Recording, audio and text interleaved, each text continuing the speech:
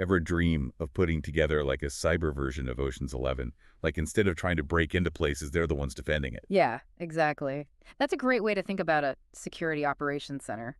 A SOC, right? Yep, a SOC. So we're talking about cybersecurity, obviously, but specifically building one of these SOC teams. And I guess what I'm curious about is what's the main goal? What do they actually do? They're responsible for pretty much all things cybersecurity for an organization. Think preventing threats before they happen, designing secure systems, and then obviously knowing what to do when something actually goes wrong. So it's like a central command for all things cybersecurity, Exactly. And just like you wouldn't have, one person running an entire command center, you need a bunch of specialists in a SOC, each with their own skills. which is what makes it so interesting. And speaking of interesting, we've got some salary info for these roles later on, which I'm very curious about. Oh, yeah. Some of these cybersecurity salaries are pretty eye-opening, I have to say. Okay, well, no more spoilers. Let's get into it. Yeah.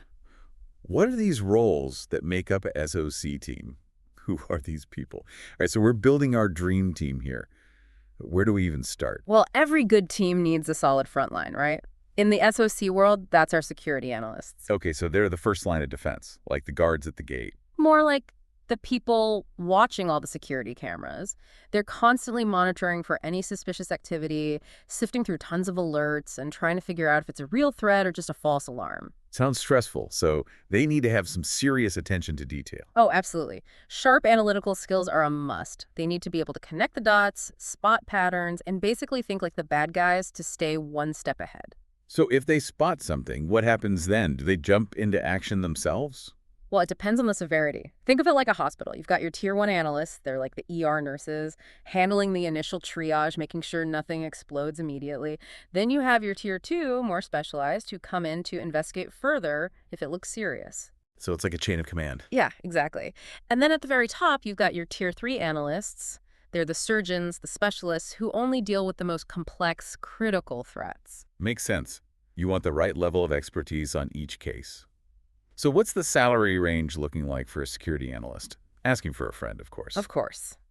Well, on average, security analysts in the U.S. are pulling in around $98,000 a year. Not too shabby. Not at all. Shows how in demand these skills are. But analysts are just one piece of the puzzle. Let's say a real attack gets through. Who actually handles it? Yeah, who's cleaning up that mess? That's where incident responders come in. These are the folks working behind the scenes when you see those big data breach headlines. Oh, wow. So they're dealing with some high-pressure situations. You could say that again. They're responsible for containing the damage, figuring out what went wrong, and making sure it doesn't happen again. Communication is key for them.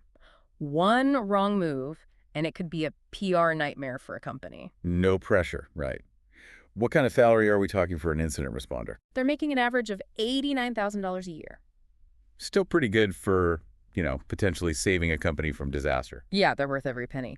But what if we could prevent those situations altogether? Instead of just reacting, what if we could anticipate the attacks before they even happen? Now you're speaking my language. How do we do that? We bring in the threat hunters? Threat hunters. Yeah. Sounds intense. They're a different breed. They don't just wait for an alarm to go off.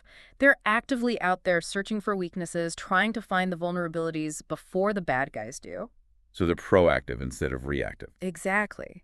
They study how attackers think, their tactics, what they might target next. It's a constant game of cat and mouse. That sounds like it takes a very specific type of person.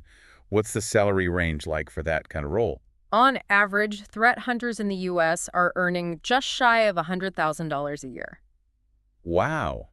Okay, so we've got our analysts monitoring, our responders cleaning up, and our hunters staying one step ahead. Mm. But what happens after an attack, even if it's contained?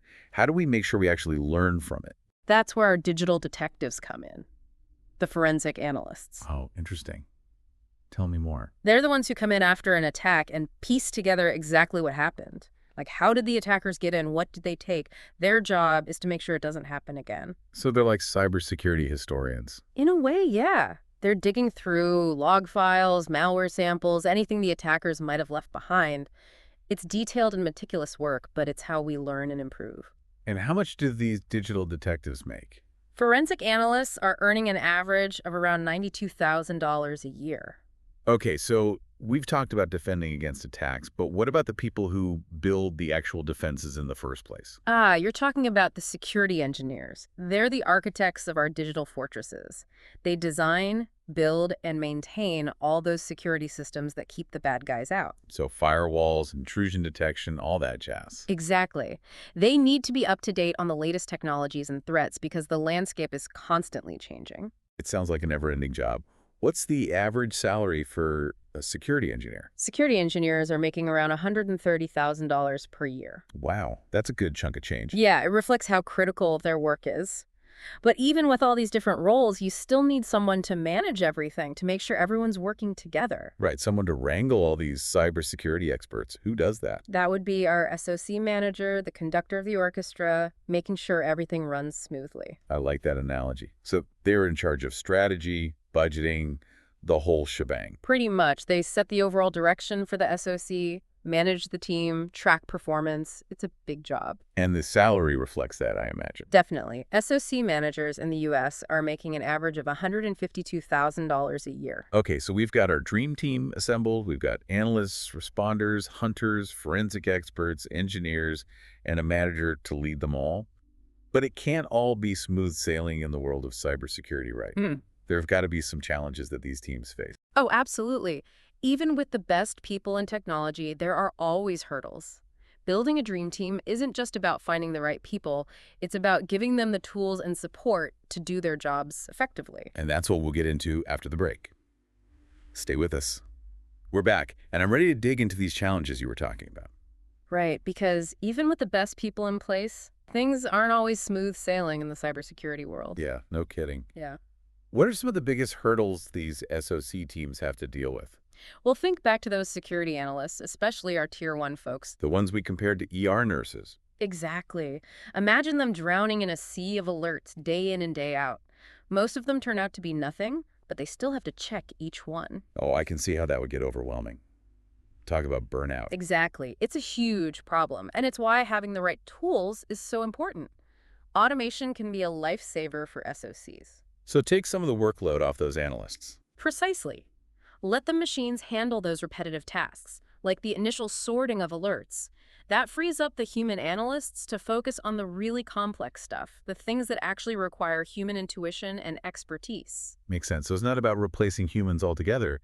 It's about making their jobs more manageable. Exactly. There are some really cool technologies out there that can help with this, like Checkpoint Infinity. It's like giving your SOC team a superpower boost. I like the sound of that. Yeah. What can it do? It's got everything from advanced threat intelligence to automated incident response. It analyzes data in real time, connects the dots, and can even take action to neutralize threats automatically in some cases. Okay, so it's like having a super smart sidekick that's always one step ahead of the bad guys. Pretty much. But even with amazing technology, there's always the challenge of finding and keeping those highly skilled cybersecurity professionals in the first place. Right. We talked about that earlier. The competition for talent must be fierce. Oh, it definitely is. Companies are constantly trying to poach the best people from each other, which drives salaries up, of course. Which is good for the employees, Yeah. but tough on organizations trying to manage their budgets. So what can companies do to attract and keep top talent? Well, competitive salaries are just the beginning. You need to create a company culture that values cybersecurity, that invests in ongoing training and development for employees, make people want to stay and grow with the company. It's like building a winning team in any field. Yeah. You need to create an environment where people feel valued and challenged. Absolutely. And we're seeing a growing trend of companies turning to SOC as a service to address this challenge. So instead of trying to build their own SOC from scratch, they're basically outsourcing it to the experts. Exactly. It allows companies to tap into a higher level of expertise and resources without having to go through the hassle of recruiting, hiring, and training their own team. It can be a very cost-effective solution, especially for smaller organizations. Yeah. It's like the difference between hiring a personal chef and ordering takeout. Sometimes it just makes more sense to let the professionals handle it. Well, I feel like we've covered a lot of ground today. We really have.